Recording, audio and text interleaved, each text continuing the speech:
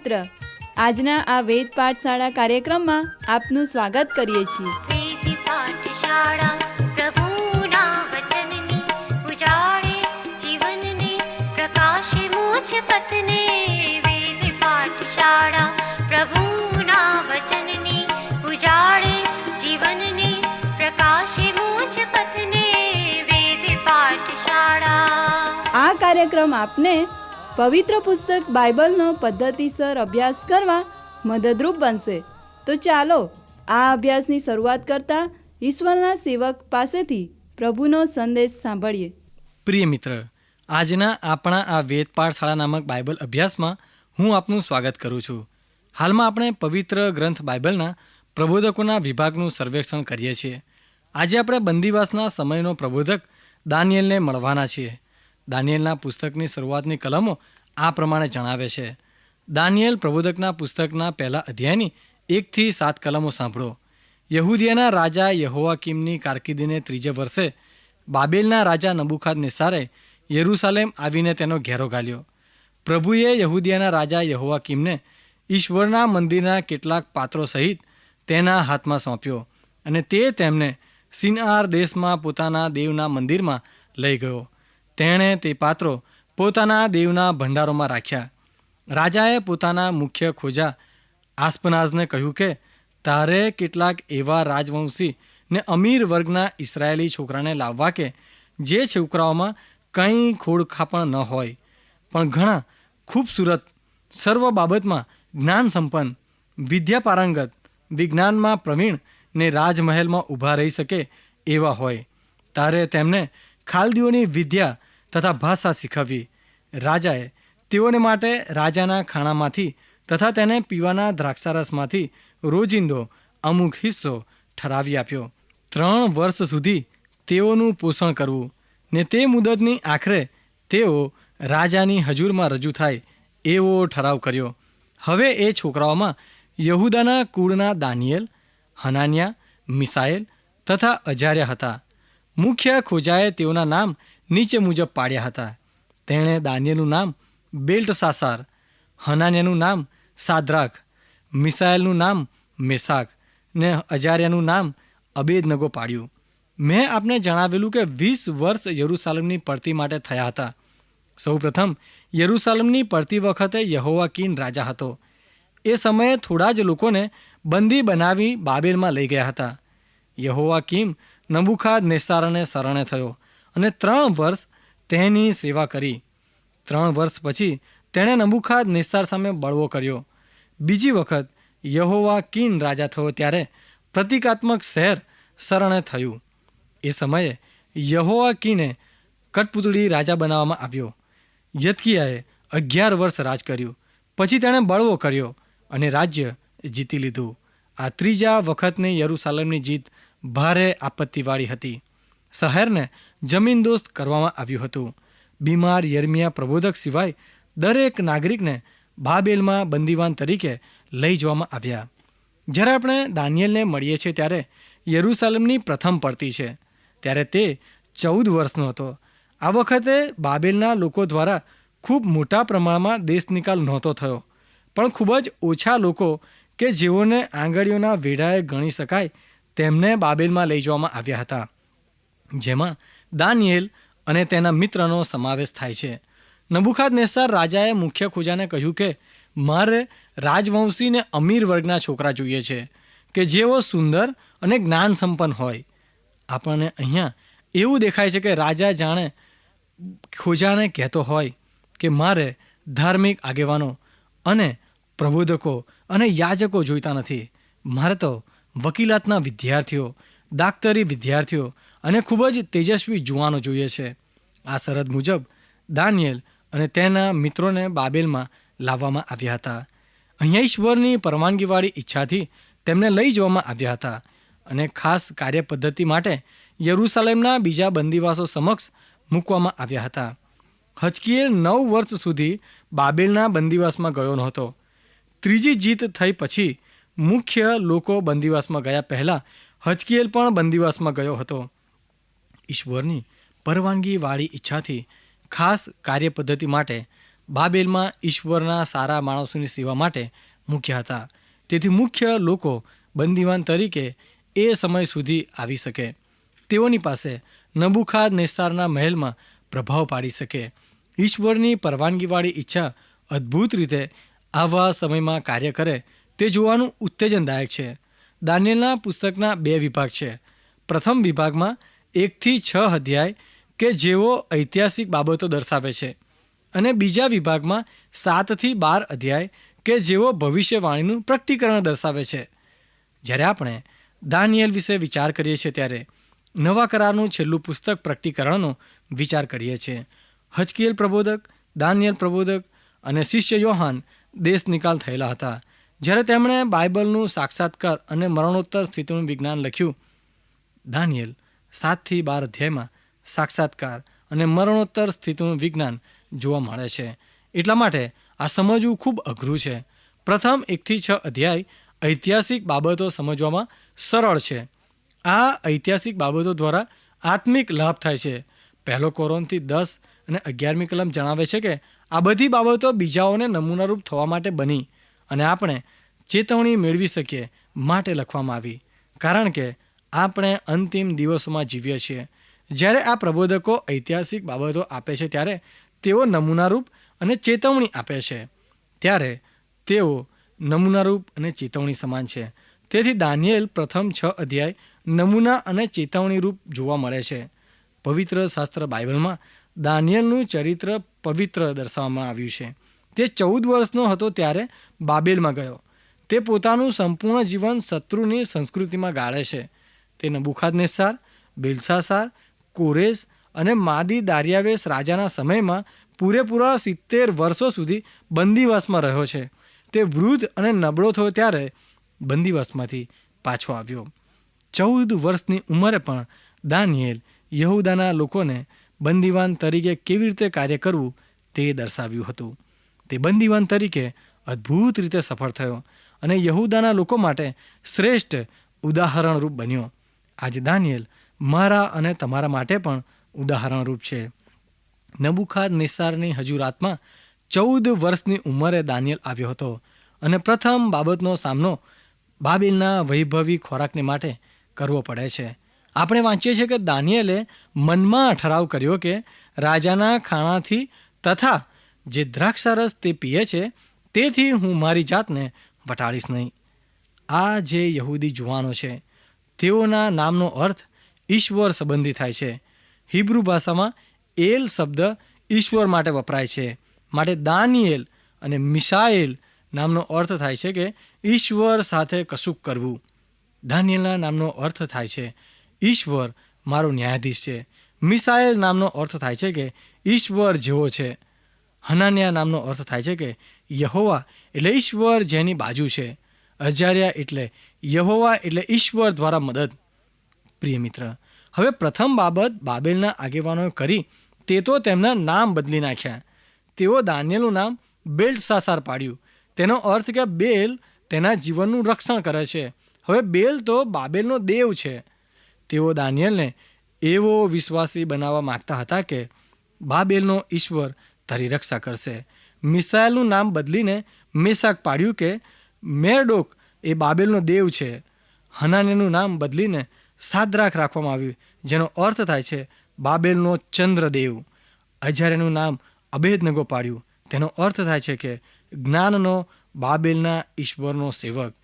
પ્રિય મિત્ર, તમે જુઓ, નબુખાદનેસ્સાર આ 4 જુવાનોને તેમની સામે શરૂઆતના દરવાજે જ કહે છે, અમે તમારામાંથી બાબેલના લોકો બનાવીશું કે જ્યાં તેઓ આપણા માટે શ્રેષ્ઠ નમૂનો છે.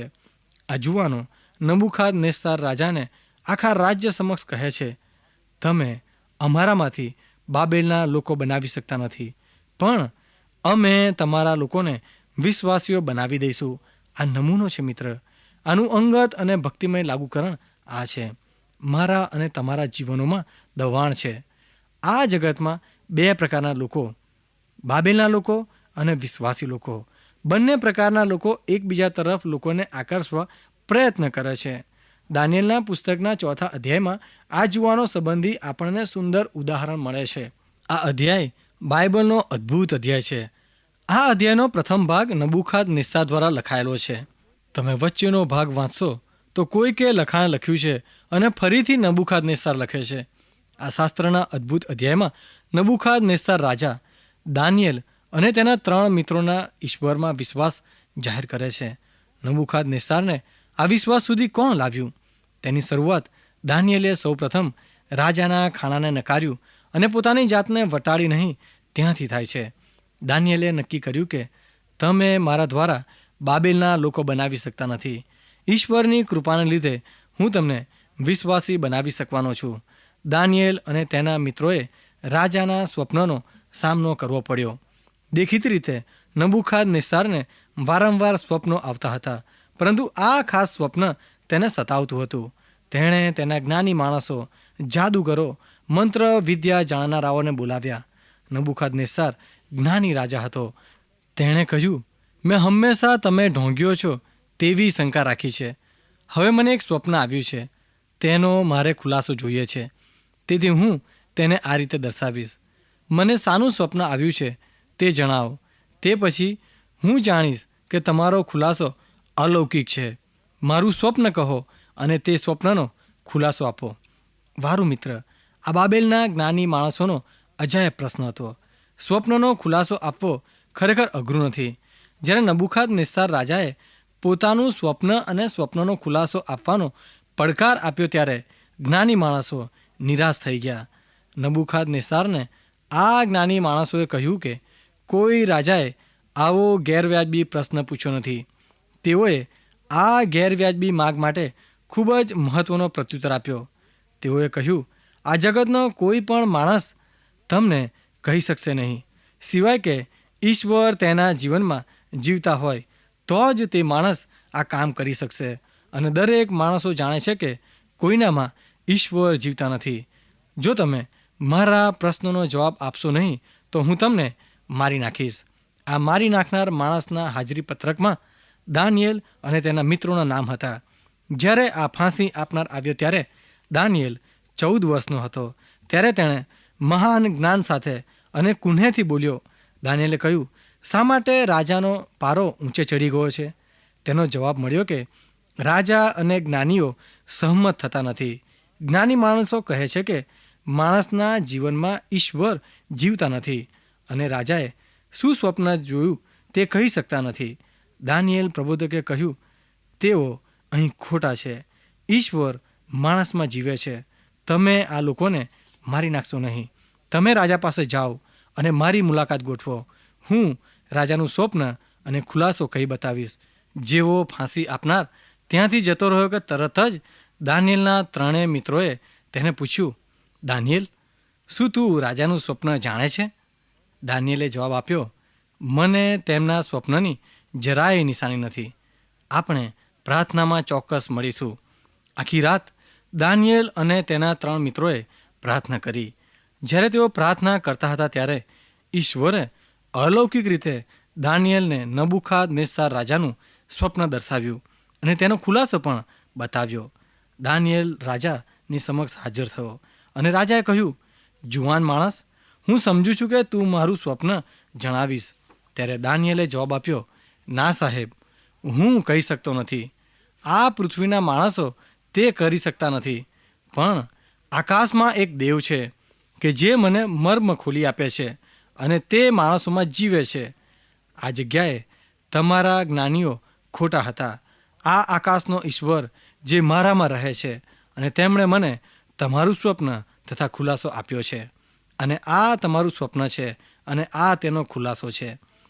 ત્યારે નબૂખાદનેસ્સાર રાજાએ સાષ્ટાંગ દંડવત પ્રણામ કર્યા અને દાનિયેલ એવો માણસ છે કે જેમાં ઈશ્વરનો આત્મા રહે છે તેવું જાહેર કર્યું.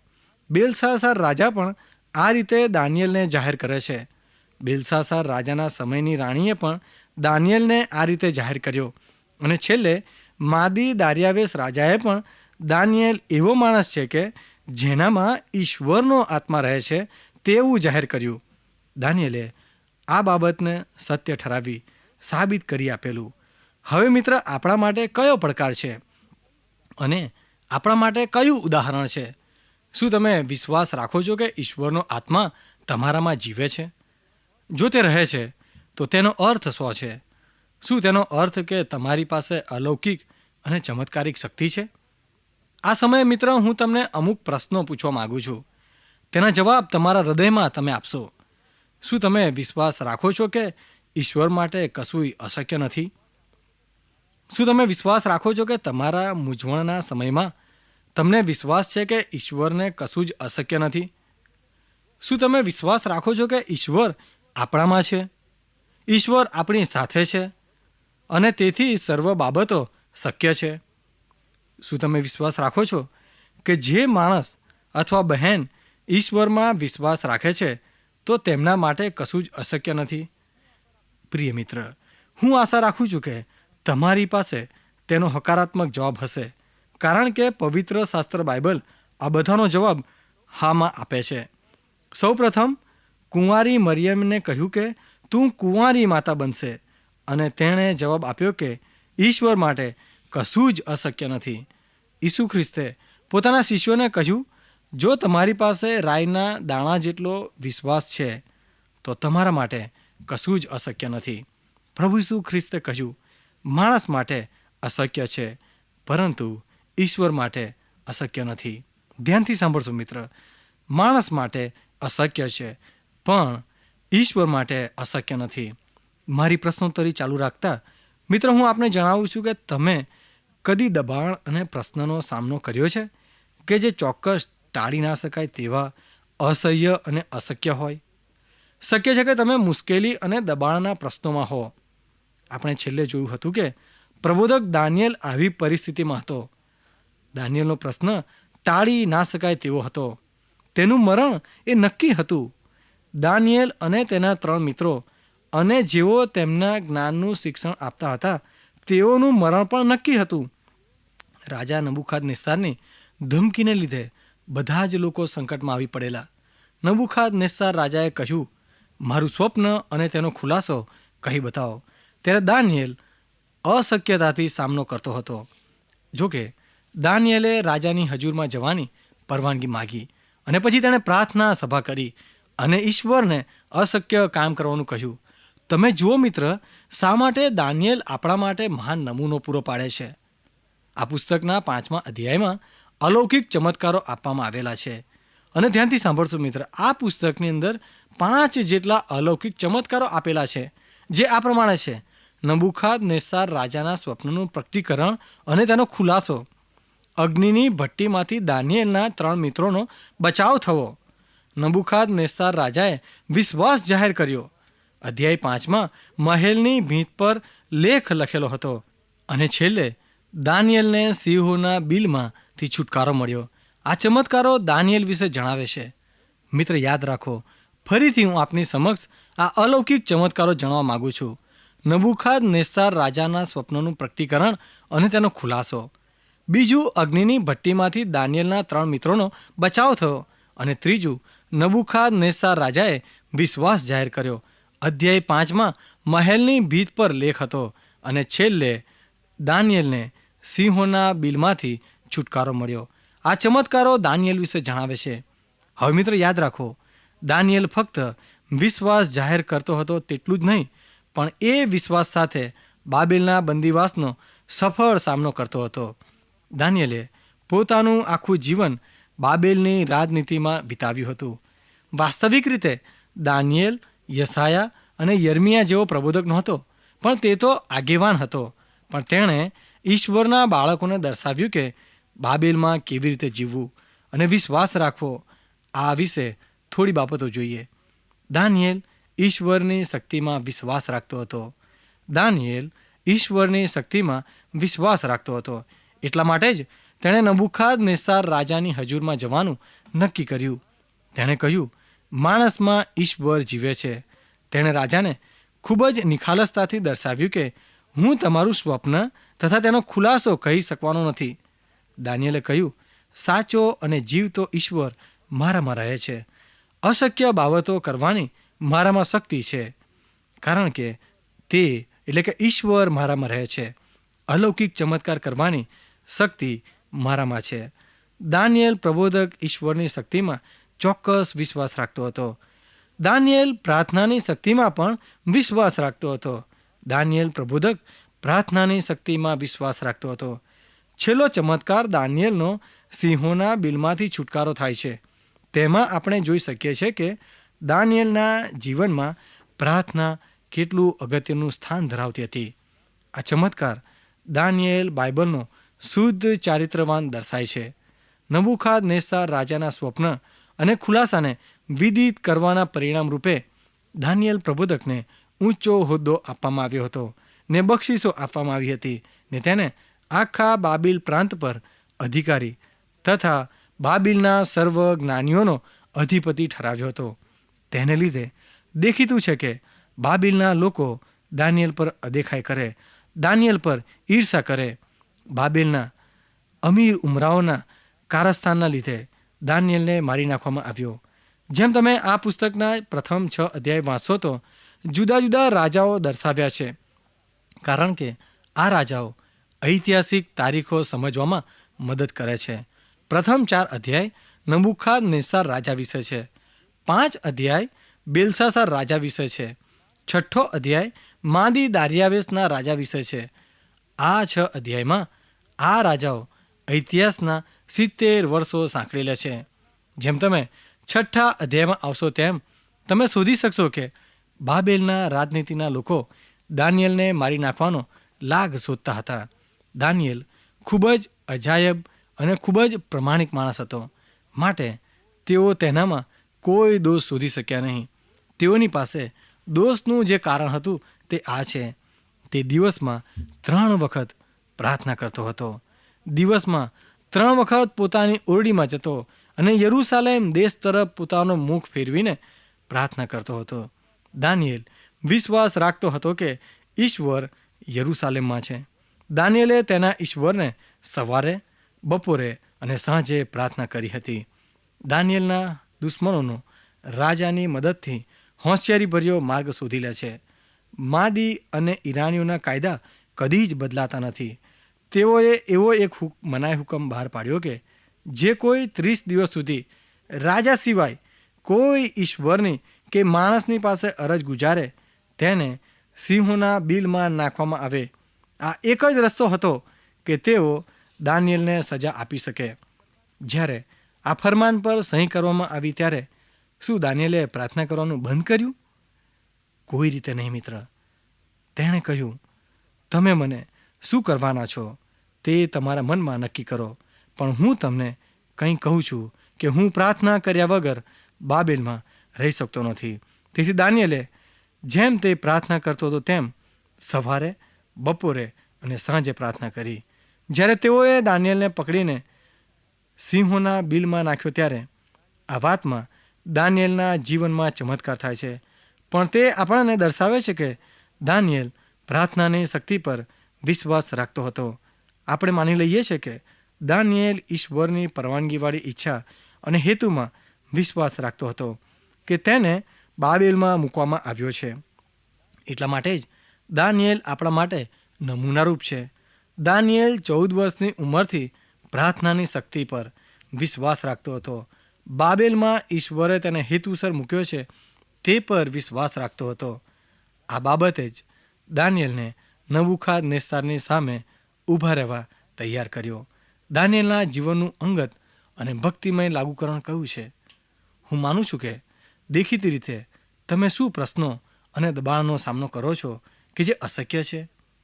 શક્ય છે કે તમે તેની અવગણના કરો અને ટાળો, પણ ઘણી વખત તમે પ્રશ્નોનો સામનો કરો અને અશક્યતાનો પડકાર મળે ત્યારે ત્યાં તમને બહાર નીકળવાનો કોઈ માર્ગ ના મળે. દાનિયેલના જીવનનું ભક્તિમય લાગુકરણ આ છે. જ્યારે તમે આવી મુશ્કેલીનો સામનો કરો છો ત્યારે શું તમે ઈશ્વરની શક્તિમાં વિશ્વાસ રાખો છો? શું તમે પ્રાર્થનાની શક્તિમાં વિશ્વાસ રાખો છો? શું તમે વિશ્વાસ રાખો છો કે જે પરિસ્થિતિમાં તમને મૂકવામાં આવ્યા છે તેમાં ઈશ્વરની પરવાનગીવાળી ઈચ્છા અને હેતુઓ સમાયેલા છે? શું આ ચોક્કસતા પર તમે વિશ્વાસ રાખો છો? પછી મિત્ર, દાનિયેલના જેમ હિંમત રાખો. દાનિયેલના જેવો વિશ્વાસ રાખવાની હિંમત રાખો.